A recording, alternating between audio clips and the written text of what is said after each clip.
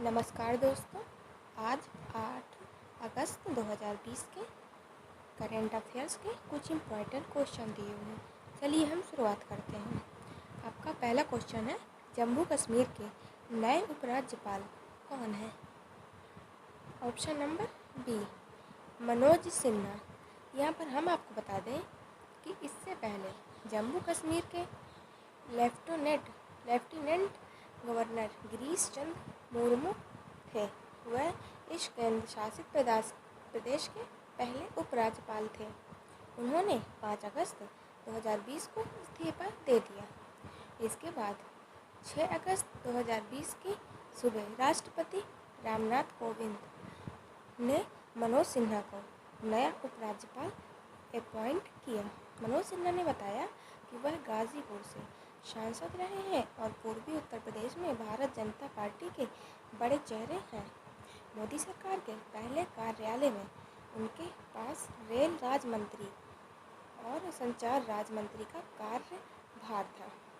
UP के CM की race में थे सबसे आगे। उत्तर प्रदेश के 2017 के विधानसभा चुनाव में जब बीजेपी को ऐतिहासिक जीत मिली थी, तब मनोज सिन्हा की ही मुख्यमंत्री पद की रेस में सबसे आगे थे। वह दिल्ली से वाराणसी पूजा करने पहुंच गए थे और उम्मीद में थे कि मुख्यमंत्री पद की शपथ लेंगे।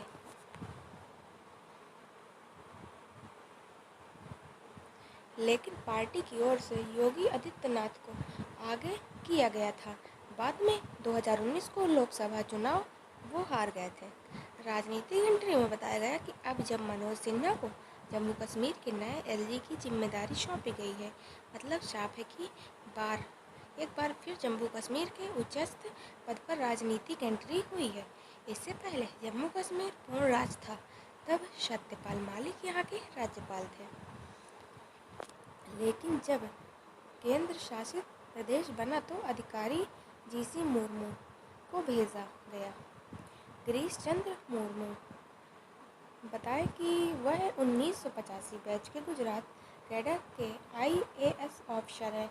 जम्मू कश्मीर के यूनियन टेरिटरी बनाने पर उन्हें 31 अक्टूबर 2019 को यहाँ का पहला उपराज्यपाल बनाया गया था। 5 अगस्त को 2020 को उन्होंने इस्तीफा दे दिया था। मीडिया रिपोर्ट के अनुसार सरकार उन्हें बड़ी जिम्मेदारी देने जा रही है।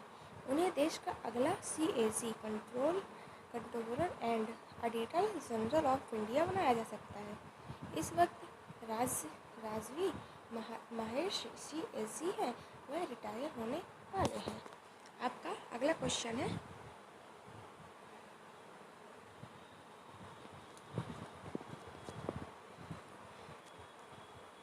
अयोध्या में श्री राम जन्मभूमि में मंदिर निर्माण की आधारशिला फाउंडेशन स्टोन 5 अगस्त 2020 को किसने रखी थी? Option number C, Narendra Modi. यहाँ पर हम आपको बता दें, प्रधानमंत्री की मौजूदगी में मंदिर की भूमि पूजन हुआ।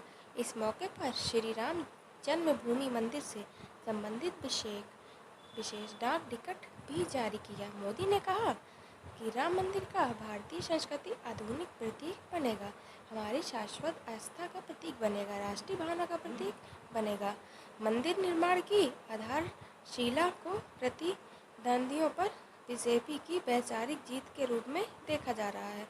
श्री राम जन्मभूमि की तीर्थ क्षेत्र ट्रस्ट के अध्यक्ष महंत नृत्य गोपाल दास हैं। आपका अगला क्वेश्चन है,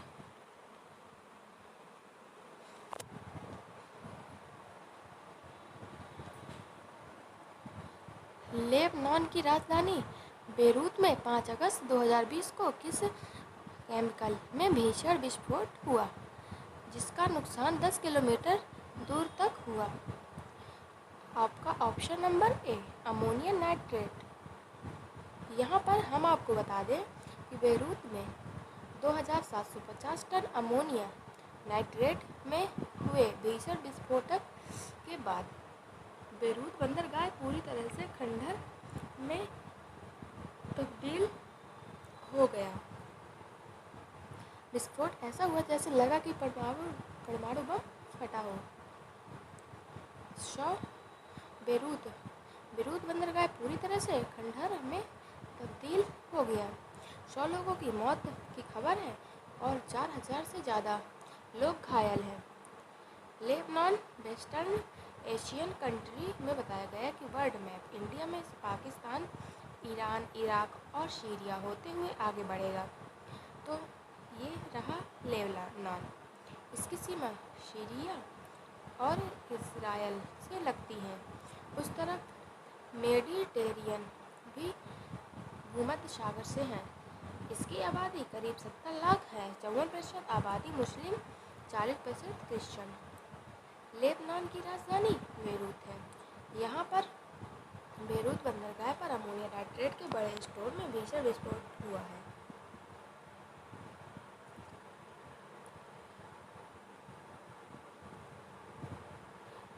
यहाँ पर इस जगह इस तरह से विस्फोट हुआ है। इसके बाद यह जगह खंडहर में तब्दील हो गया। इसकी आवाज़ यहाँ से 200 किलोमीटर दूर साइप्रस में सुनाई दी। 10 किलोमीटर तक के मकान के कांच टूट गए हैं।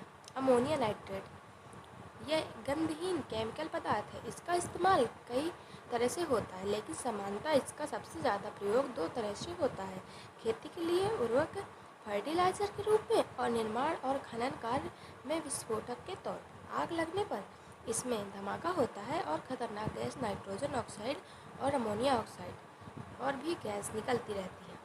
यह खतरनाक केमिकल होता है। इसका स्टोर फायर प्रूफ जगह पर होना चाहिए। बंदरगाह पर क्यों रखा था अमोनिया नाइट्रेट? बता दें हम कि दरअसल सितंबर 2013 में एक शिप जॉर्जिया से मोजाम्बिक जा रही थी। रास्ते में रुकी लेबनान के बेरूत पोर्ट पर शिप को कुछ रिपेयर वर्क चाहिए था। बेरूत में इंस्पेक्शन किया गया तो पाया गया कि 2750 टन अमोनिया नाइट्रेट है। बेरूत ने कहा कि इस शिप को जाने नहीं देंगे क्योंकि इसके जो ज़रूरी पेपर हैं वो नहीं है।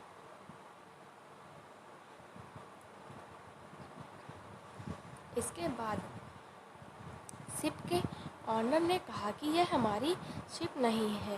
लेबनान के सामने प्रॉब्लम थी कि इसका क्या करें, तो 2015 में बंदरगाह के सामने स्टोरेज हाउस को रख दिया कि बाद में देखेंगे कि क्या करना है। यही बड़ी मिस्टेक थी। अब 7 साल बाद अमोनिया नाइट्रेट का ब्लास्ट भयानक तौर पर हुआ। जहाँ पर अमोनिया नाइट्रेट यहाँ पर स्टोर हुआ था, वहाँ पर बड़ा गड्ढा बन गया। आसपास की बिल्डिंग ध्वस्त हो गया।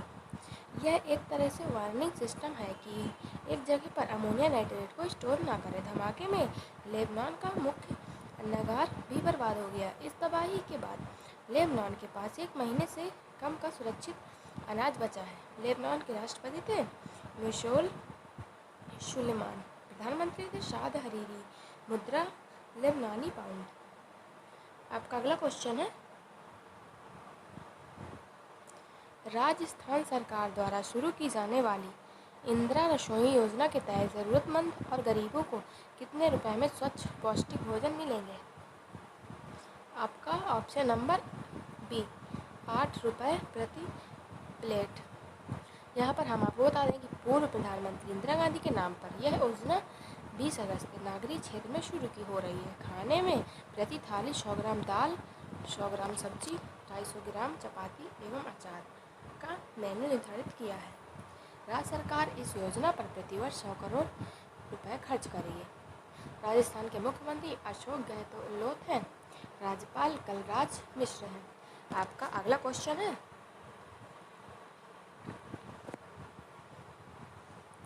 HDFC बैंक का नया CEO और प्रबंध निदेशक MD कौन चुना गया? आपका option number B Shashidhar Jagdishan. यहाँ पर हम आपको बता दें कि HDFC बैंक के बोर्ड ऑफ डायरेक्टर ने उन्हें इन पदों के लिए चुना है। RBI ने भी इसकी मंजूरी दे दी है। वह इस पद को 27 अक्टूबर 2020 को संभालेंगे। वह आदित्य पुरी का स्थान लेंगे और 3 साल के लिए पद पर बने रहेंगे। राशिधर जगदीशन वह HDFC में अब तक एडिशनल डायरेक्टर और फाइनेंस एंड HR हेड के तौर पर काम कर रहे हैं। आपका अगला क्वेश्चन है, रेलवे ने भीमा नदी पर कर्नाटक और महाराष्ट्र के बीच साउथ वेस्टर्न जोन दक्षिण पश्चिम क्षेत्र का सबसे बड़ा पुल तैयार किया है। इसकी लंबाई बताएं। आपका ऑप्शन नंबर ए 670 मीटर। यहाँ पर हम आपको बता दें कि यह रेलवे के साउथ वेस्टर्न जोन का सबसे बड़ा पुल है। यह कर्नाटक के लाचेन और महाराष्ट्र के हांटंगी को कनेक्ट करता है। रेल मंत्री पीयूष गोयल ने ट्वीट करके यह जानकारी दी है। यह काफ़ी स्ट्रॉन्ग पुल है, 3 ट्रैक है। आपका अगला क्वेश्चन है, पुस्तक स्वच्छ भारत क्रांति का विमोचन लॉन्च किसने किया? आपका ऑप्शन नंबर डी ए और बी स्मृति ईरानी और गजेंद्र सिंह शेखावत। यहाँ पर हम आपको बता दें कि इस बुक के में स्वच्छ भारत से संबंधित 35 आर्टिकल हैं। यह इंग्लिश लैंग्वेज की बुक स्वच्छ भारत रिवॉल्यूशन का ट्रांसलेशन है। इसका संपादन पेयजल एवं स्वच्छता मंत्रालय के सचिव परमेश्वरन अय्यर ने किया है। गजेंद्र सिंह शेखावत केंद्रीय जल शक्ति मंत्री, स्मृति ईरानी केंद्रीय कपड़ा एवं महिला तथा बाल विकास मंत्री। आपका अगला क्वेश्चन है, किस राज्य के पूर्व मुख्यमंत्री शिवाजी राव पाटिल निलंगेकर का निधन 5 अगस्त 2020 को हो गया? आपका ऑप्शन नंबर सी महाराष्ट्र। यहाँ पर हम आपको बता दें कि शिवाजी राव कांग्रेस पार्टी के नेता थे। 89 वर्ष की उम्र में उनका निधन हो गया। वह जून 1985 से मार्च 1986 तक महाराष्ट्र के सीएम रहे थे। इन पर सन 1985 में MD परीक्षा के नतीजों में कथित छेड़छाड़ के आरोप लगाने की वजह से सीएम पद से इस्तीफा देना पड़ा था। शिवाजी राव को कुछ समय पहले कोरोना से संक्रमित पाया गया, लेकिन वे कोरोना से जंग जीतकर स्वास्थ्य घर लौट गए थे। इनका निधन 89 वर्ष की उम्र में पुणे में हुआ था। महाराष्ट्र के सीएम हैं उद्धव ठाकरे। राज्यपाल है भगत सिंह कोश्यारी। राजधानी है इनकी मुंबई। आपका अगला क्वेश्चन है,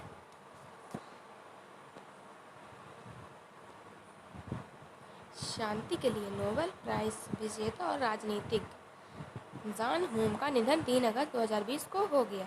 वह किस देश से थे? आपका ऑप्शन नंबर डी आयरलैंड से। यहाँ पर हम आपको बता दें उनका निधन 83 वर्ष की उम्र में 3 अगस्त को हो गया। 3 अगस्त को हुआ। उन्होंने 1998 में शांति का नोबेल प्राइज़ मिला। यह प्राइज़ उन्हें उत्तरी आयरलैंड में जातीय हिंसा खत्म कराने में काम करने के लिए मिला था। 3 दशक में से जारी हिंसा से वहाँ 3500 अधिक लोगों की मौत हो गई थी। आयरलैंड के प्रेसिडेंट माइकल डी हिंगिस का मुद्रा है यूरो। आपका अगला क्वेश्चन है, हाल ही में तूफान इसायस का असर किस देश में हुआ? आपका option number B USA tropical storm. यहाँ पर हम आपको बता दें कि ट्रॉपिकल स्टॉर्म इसायस की वजह से बवंडर उठने और तेज बारिश के कारण कम से कम 5 लोगों की मौत हो गई।